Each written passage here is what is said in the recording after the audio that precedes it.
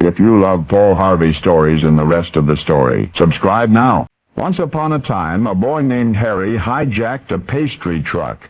It was an easy mark, actually, since the driver had left the vehicle unattended. Anyway, Harry and a young accomplice began stuffing bakery goods down themselves, and when they could hold no more, they started hurling whole pies at passing cars.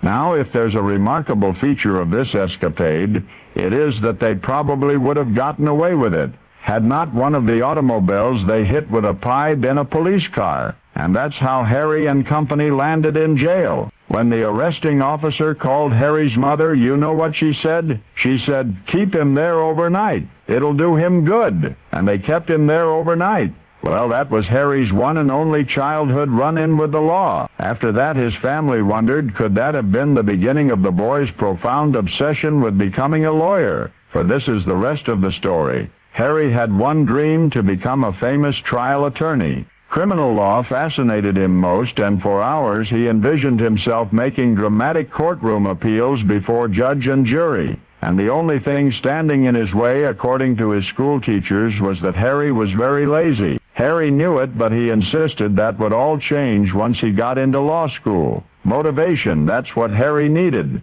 So after high school, he entered Gonzaga University to study law. His first months there, Harry totally immersed himself in the curriculum. That was not enough, he thought. He must gain as much practical experience as he could, and as soon as possible. So while carrying a full study load at school, he went to work in the law offices of the Great Northern Railway. He learned to handle writs of garnishment which were issued to railroad employees who owed money to tradesmen. He even learned to walk between the lines of the law. For example, if a friend were about to have his wages seized, Harry would surreptitiously advise him to draw on his salary before the writ was served. Anyway, despite Harry's apparently intense motivation, by the end of his freshman year at Gonzaga, he grew weary of all the work. Harry's oldest adversary, laziness, was coming back to haunt him. His professors had seen it coming. The young man was in love with the idea of becoming a lawyer, but basically he was just too lazy, too laid back, too low-key to stick it out.